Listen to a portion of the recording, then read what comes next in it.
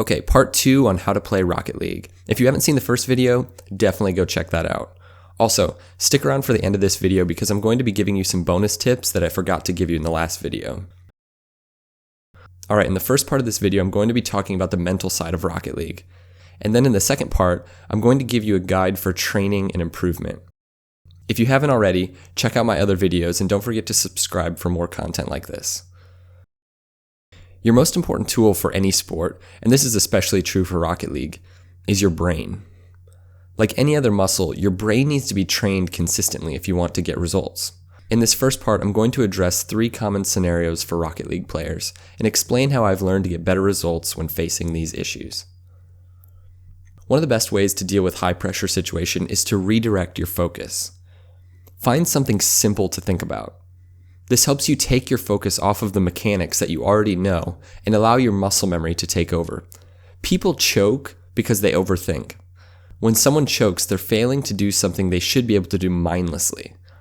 The best way to counter this is to simply focus on something else.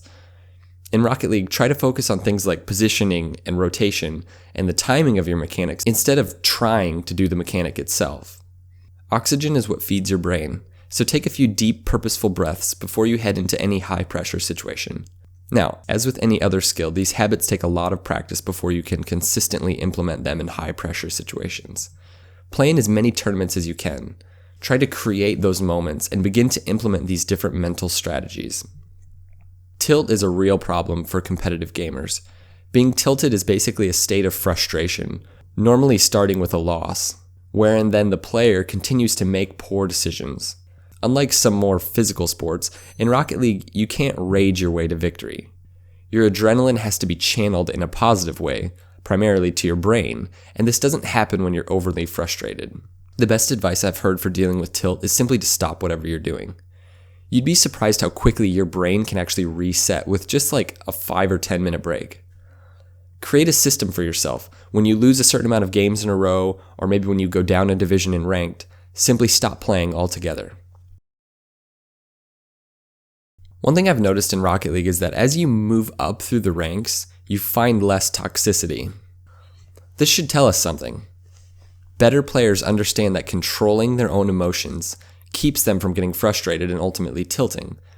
And they also know that being toxic toward teammates and opponents simply hurts their chances of winning. If you have a teammate who makes a terrible mistake, say something positive that you would want to hear in that moment. Too many players spend 100% of their available time playing instead of spending some time researching and practicing. This causes players to continue to ingrain bad habits without even knowing that they're doing this. For every hour you spend playing, you should spend at least 10 minutes learning. As you probably know, there is endless content available for improvement in Rocket League. Continually researching helps you to keep the game fresh because every time you sit down to play, you've got something new to think about and something new to work on. Along with learning, true competitors know that skill is developed primarily in practice, not performance. But far too many gamers are unwilling to schedule time to practice new skills because practice doesn't allow them to experience that immediate payoff. They either find practice boring or they don't want to face the fact that their skills are lacking in certain areas. But if you really want to get better at this game, you must be willing to experience discomfort in order to come out better on the other side. Start by thinking about how you spend your free time. If you spend all of your free time playing Rocket League, start setting aside small portions of time to watch high-level players and or tutorials instead of just playing all the time. If you don't spend all of your free time gaming, think about how you use that time. Try to take control of those useless internet binges to grow as a player. Also, make every game an opportunity to learn something. Whether you win or lose, take time to think back over your gameplay. What could you have done better? Which skills were you lacking? You need to become supremely aware of yourself as a gamer. Let me just sort of explain this. In the 1970s, Gordon Training International developed a theory of learning known as the 4 stages of competence. It's actually really fascinating when you apply this to Rocket League, or to any competitive game really. The 4 blocks represent the 4 stages of learning any new skill. Blue is the first stage. At this point, you not only lack the particular skill, you're unaware of that fact. You unintentionally continue to fail in a certain area, and you haven't even discovered that you're incompetent.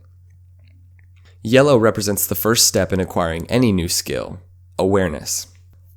At this stage, you know that you lack the competence, but you're also still unable to perform the skill. This is by far the most frustrating piece of learning something new because you know what you need to do and you just can't do it. Gray represents the person who has recently acquired a new skill. They're able to perform, but they need to think about it while performing it. Orange represents the person who automatically does the skill. This is where high-level Rocket League players are. Unconscious competence. Unconscious competence is the ultimate goal. All gamers are in this realm for at least some skills, but few are continually pushing themselves through this process to gain new skills. In order to gain new skills, you must allow the skills you already know to become second nature. It's difficult to think about new skills if you're still thinking about the old ones. The key to all of this is training. Listen to what this guy once said about Kobe Bryant. I heard one time in a workout that he practiced a shot for an hour. The same shot for 1 hour. And it wasn't like a three-pointer. It was a little shot in the mid-range area. Do you know how tedious that is? Do you know how locked in you have to be to do one shot for an hour? To trick your mind that way? That's unbelievable. He goes on to say that Kobe Bryant has done this for every shot, from every angle, in every position. This is what it takes to get to that last level of competence discussed above, unconscious competence. Training needs to be a constant repetition with the goal of muscle memory. But this starts with identifying your weaknesses.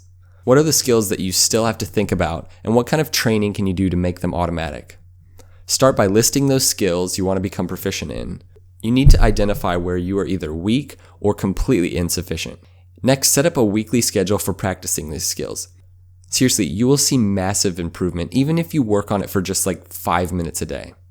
I've got a list of my favorite training packs for PC in the description below. Remember that the hardest part of learning a new skill is phase 2, conscious incompetence. But you need to allow yourself to go through that period of time where you know what you need to do and you just can't do it. I promise it won't last very long. Often you can become proficient at a skill just by practicing it like 2 days in a row. Now, if you really want to get better, you should spend about 20 minutes or more practicing 1 or 2 different skills every day. When you think about how much time you probably spend playing Rocket League, my guess is that this isn't too much to ask. Once you've mastered those skills to the point of unconscious competence, examine your game, do your research, and work on the next thing. I promise you will improve crazy fast. And you'll probably rank up really fast as well. Okay, bonus tips. The easiest way to get better at Rocket League is to play with people who are better than you.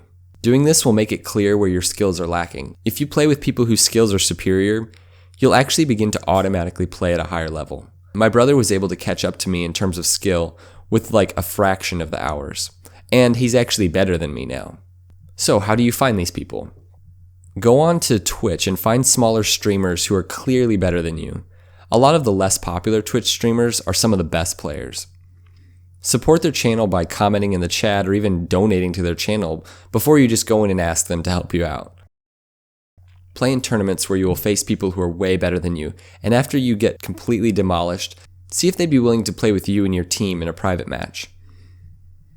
Online gaming is mainly about being part of a community. Most people are actually excited to make new friends and to help other people out.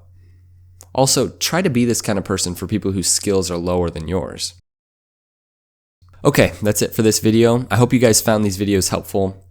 If you did, make sure to share them and also don't forget to subscribe. Thanks for watching.